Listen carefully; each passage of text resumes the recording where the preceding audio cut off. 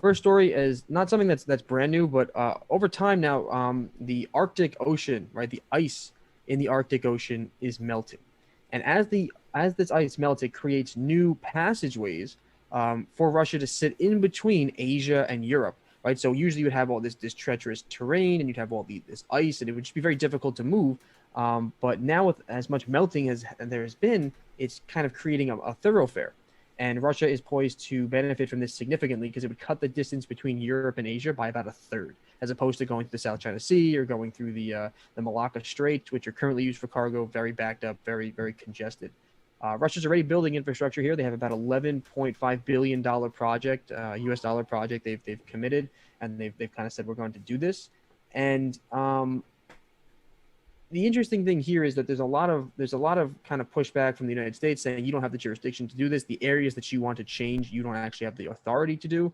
And there's other issues like, for instance, icebreakers, right? Escort tariffs, transit costs, navigational unpredictability. So this is still early on in its inception, right? There have been companies that have been running trials up here, doing journeys back and forth between China, between Russia, between Europe, right? Testing out the waters.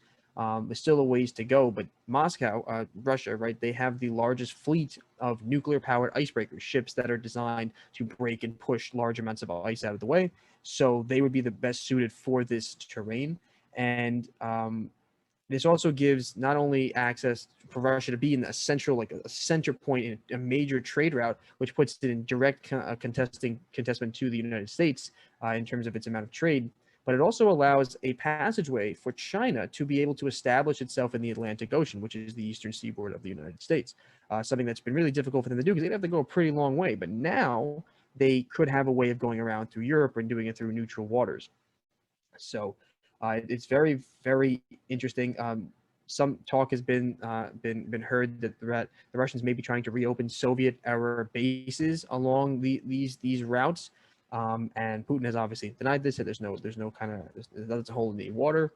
But they have been increasing military presence. They are planning to build. They are building infrastructure as we speak, and plans for this to become that route. And the shipper, for instance, the Chinese shipping company Costco has been carrying out about 9 of these trips back and forth a year as trial runs. China has not yet made a commitment to do anything in this region, but they are definitely watching. They're definitely waiting. They definitely have some activities in there, so they're well aware of this. And there's even a European, British company that's setting up at the eastern tip of that opening, and they're putting a port up there because they have a newly purchased asset for gold and I believe copper or iron. So they're going to have presence in that area as well. So it's definitely going to be very interesting. The U.S. says they have no jurisdiction. Russia is going to kind of do what it wants, and this could put Russia on the map in a bigger way, boost its economy, bring some more trade traffic to them, as well as allowing new thoroughfare for China and for other countries to get back and forth through this territory. It's just very interesting to see because the United States has really enjoyed a lot of when you think about it, like we literally had a wall of ice that helps close off a thoroughfare that now will melt. And as a result of the ice caps in the Arctic melting twice as fast as the rest of anything else on the Earth, it's happening very quickly. Last year was one of the hottest years on record. In 2021, the ice is supposed to melt even more because as of 2020, it was the lowest it's ever been. So it's definitely something interesting to watch. These are the kind of big geopolitical and global economic macros that could be changing up, where companies do business, where they do their commitments, how much money is flowing to different countries, and that could attract different businesses, different markets. It could change the game. It could bring prosperity to individuals, bring more capital, bring more money, bring more security and strength. So I definitely think that this is something that's really important. It's still got a ways to go. It's still really under development, but it's something to pay attention to because that over the next couple of decades could be a game changer in the geopolitical landscape of the world. You can't sleep on Russia.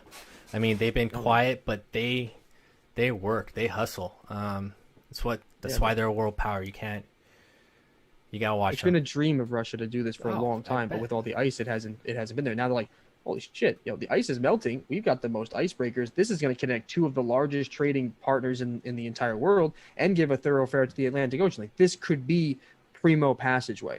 This could be Mm. a lot of income in terms of trade, tariff, escort services, etc.